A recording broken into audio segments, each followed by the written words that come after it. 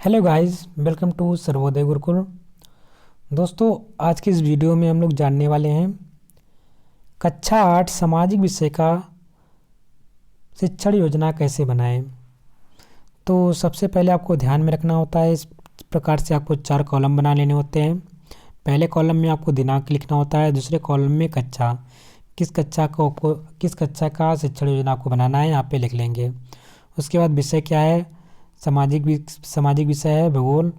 उसके बाद समय हमारा कितना होना चाहिए उसको भी यहाँ पे लिख लेना होता है, समय 40 मिनट का। फर्स्ट हेडिंग हमारी पड़ती है लर्निंग आउटकम, यानी कि सीखने के प्रतिफल।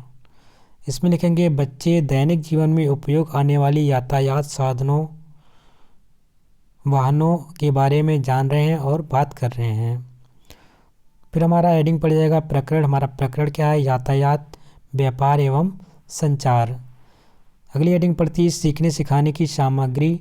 तो कौन कौन सी सामग्री आप इस्तेमाल करते हैं सीखने सिखाने में, तो flash card, chart paper, model चित्र, चॉक, डस्टर, श्यामपट्ट आदि आपकी सामग्री यहाँ पे इस्तेमाल होगी। फिर अगली हेडिंग पड़ जाती है हमारी सीखने सिखाने की प्रक्रियाएं या गतिविधियाँ। इसमें हम लोग लिखते हैं क्रम संख्या पहला कॉलम में, दूसरे कॉलम में चरण, तीसरे कॉलम में समय और चौथे कॉलम में आकलन के तरीके।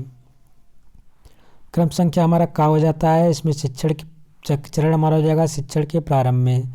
शिक्षण के प्रारंभ में लिखेंगे शिक्षक प्रकरण से संबंधित पूर्व ज्ञान के लिए बच्चों से कुछ प्रश्न किए जाएंगे और ये आपका 5 मिनट का होना चाहिए। ये आपका जो आकलन के तरीके होंगे उसमें लिखेंगे बच्चे प्रश्न उत्तर के माध्यम से बातचीत का प्रकरण से संबंधित पूर्व ज्ञान के आधार पर उत्तर देंगे।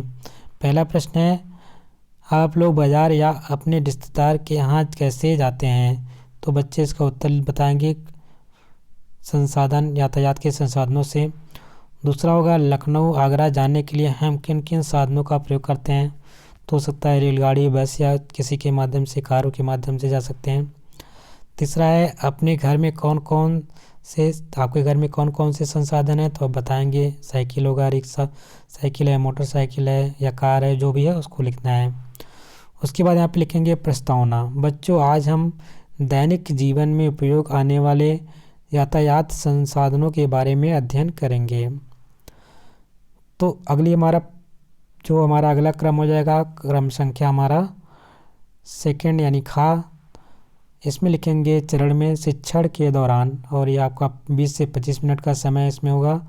ये होगा समूह कार्य एवं चर्चा द्वारा, यानी कि जितने लोग बच्चे होंगे, टीचर साथ ही में टीचर भी होंगे, उनको मिला करके यहाँ पे कार्य करना होगा। तो इसमें लिखना होगा शिक्षक बच्चों के मध्य उनके दैनिक जीवन में उपयोग आने वाले यातायात साधनों के चित्र, साइकिल, जहाज, बोट, आकाश, नदी, समुद्र के चित्रों से परिचित कराएगा। तदुपरांत प्रश्नोत्तरी द्वारा उनके ज्ञान समझ को स्पष्ट करेगा। सड़क पर चलने वाले यातायात के नाम बताओ। दूसरा है समुद्र में चलने वाले यातायात के नाम बताओ। तीसरा है यातायात को कितने भागों में बांटा जाता है। इस प्रकार को अपने प्रश्न लिख लेने होते हैं। उसके बाद अगला आपका क्रम संख्या 3 हो जाता है, और इस चरण में शिक्षण के बाद, यानी कि जो आपका चरण होगा 3 चरण में होता है। पहला चरण शिक्षण के प्रारंभ में, उसके बाद शिक्षण के दौरान, उसके बाद आपका शिक्षण के बाद।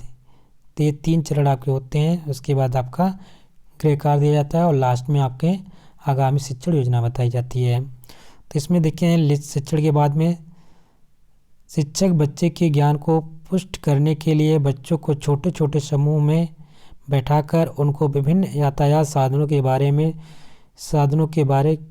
के उपयोग की सूची बनाने को कहेगा। बच्चों को विभिन्न यातायात साधनों और उनसे संबंधित स्थानों को सुमेल करने का कक्षा कार्य देगा। ये आपका 10 मिनट का होना चाहिए। 10 में, और इसमें क्या होगा, छोटे छोटे समूह में चर्चा एवं समूह कार्य होगा, जो आकलन के तरीके होंगे। उसके बाद गृह कार्य में देखेंगे, गृह कार्य में सभी बच्चे अपनी कॉपी में निम्न प्रश्नों के उत्तर लिखकर लाएंगे। पहला प्रश्न है सड़क पर हमें कैसे चलना चाहिए। दूसरा प्रश्न है सड़क को हम कैसे पार करते हैं। तीसरा प्रश्न है सवारी एवं गाड़ी ढोने वाले गाड़ियों के नाम बताओ। सॉरी, यहाँ पे सवारी और माल ढोने वाले गाड़ियों के नाम बताओ, तो यहाँ पे नाम लिखने होंगे। उसके बाद आगामी शिक्षण योजना। आगामी शिक्षण योजना वेरी इंपॉर्टेंट है, इसको लिखना बिल्कुल ना भूलेंगे। इसमें लिखेंगे शिक्षण के समय एवं अवलोकन के आधार पर शिक्षक बच्चों की शैक्षणिक समप्राप्ति का निर्धारण कर आगामी शिक्षण योजना का निर्माण करेगा। गतिविधियों समूह कार्य द्वारा बच्चों को अवसर प्रदान कर उनके अधिगम स्तर की प्राप्ति की जाएगी।